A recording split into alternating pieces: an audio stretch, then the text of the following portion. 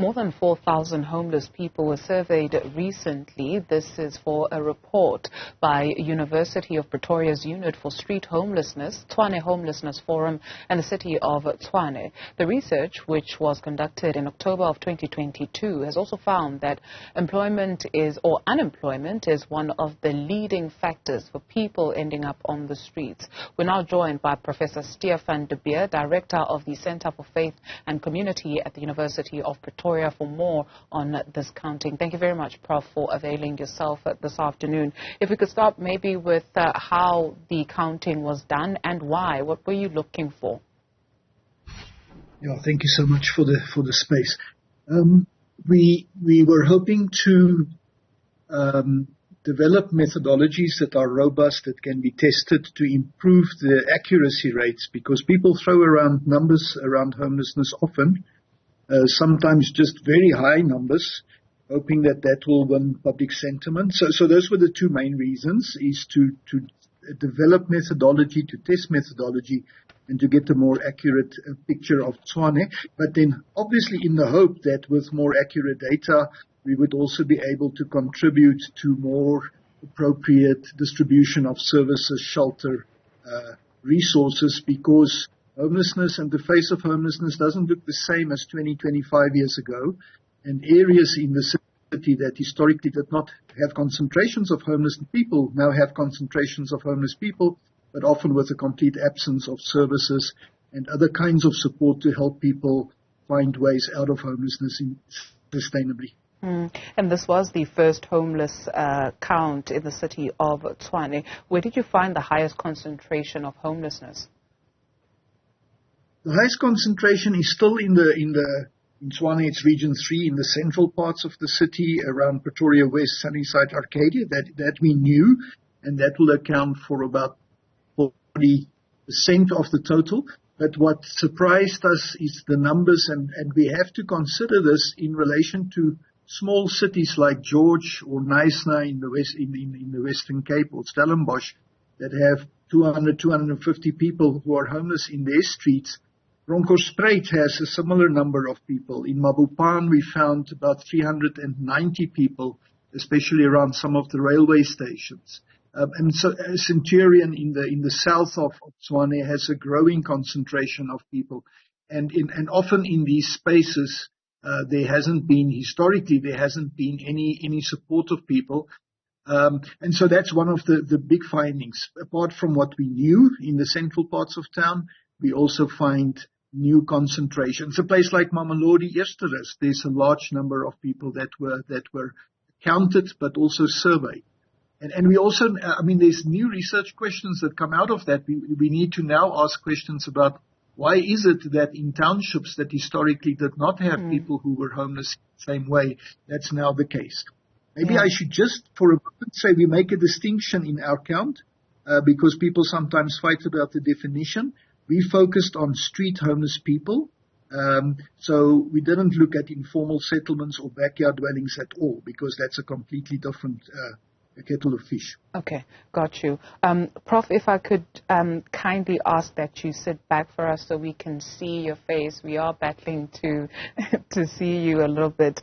As you mentioned, in townships historically where you wouldn't find homeless people, you were also surprised that Soshanguve and Mabopane you found homeless people. So when you say new questions need to be asked, or different questions need to be asked about why they find themselves there, of the people that you spoke to, what did they tell you? Because the results point to some 41% of people surveyed saying it's because of unemployment, and that's the highest number of people that were surveyed that put it down to unemployment. But there were other issues like alcohol and substance abuse.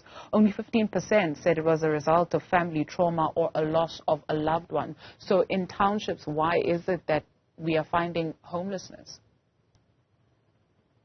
Well, I think it is that shift. In the past, I think a lot of times people who were homeless, it was mainly a result of substance and alcohol related issues 20, 25 years ago. I think it's symptomatic of South Africa's economic challenges and the fact that there's just such a large percentage of people that are unemployed in South Africa, and the systems, even family systems, can't hold that anymore. I think we also perhaps have to read it in conjunction with the fact that 80+% of the people we have enumerated are men. And so also I suppose the pressures on men to be the breadwinner, to go to town and find employment that you don't find. Sometimes a sense of pride, I can't go back home. So there's a combination of factors. Maybe just to say that people haven't said only unemployment. 41% of people indicated unemployment as the main reason. But often it's a combination of reasons. It could be unemployment with substance use. It could be unemployment and people were still at home, and then the breadwinner at home fell away through death, and then they landed up on the street. So it's often a combination of factors. But I think what's also important to say to demystify it is that society often blames homeless people for being homeless. But there are much deeper systemic issues, and in this case, economic issues that cause people to be on the street. And unless we start to address some of those core issues, we will probably not win the war on homelessness as such. Mm.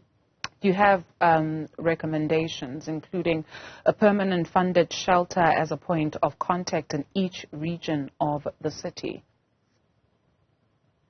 That's not really a new recommendation, because that's currently in the Tshwane policy on homelessness, that each region should have it. I think what this now does through the data and the evidence of concentrations of people in all the regions of the city, bar one where there's about 23 people, just indicates that that's very important. But we also footnote that by saying shelter should just be the beginning and not the end. An approach that only focuses on shelters, and after 6 months people still struggle to find employment, and then they're kicked out of the shelter, go back to the streets, is also not working. So shelters as a beginning point, but we also need at longer-term vocational training, at housing, longer-term housing programs, especially for people who are older, for people with psychosocial illnesses, etc. So it's a combination of things. It's not just shelters. But we see that as a beginning point around which strategies can be developed then in the different regions to help people to move out of homelessness in viable ways. Prof, very quickly for us, those who cited unemployment, were they previously employed? Did they lose employment over the years, and where do they come from? That's a good question. People come from, most of the people we surveyed come from the northern provinces, so Gauteng, Limpopo, Northwest, surrounding areas that also showed up in the languages that people speak. And I think it's a combination. So there are people, but a large percentage of the people the largest number of people are young people below the age of 34, which is also sadly a new reality. And many of them have never been employed. So that reality of chronic unemployment, and I think that goes back to the statistics around how many kids fall out of school at the age of 12, 13, never finish matric, and basically just become a lost generation. So this is symptomatic of that. Unless we, so again, if we want to address homelessness, we have to do it in a much more holistic way, and we can't just focus on the individuals who are homeless. That is where many of those who provide services will start, and it's a good start. But we also need to consider the systemic issues around education, around job creation, etc., etc. But to answer you in quick, it's a combination, but there is quite a substantial number of people who've never been unemployed, who came to the streets or to the city in the hope that the city will provide, and then this promise of employment has never materialized, and then people are drawn into life on the streets. Thank you very much, Prof, for your time this afternoon. Professor Stephan de Beer, Director of the Center for Faith and Community at the University of Pretoria.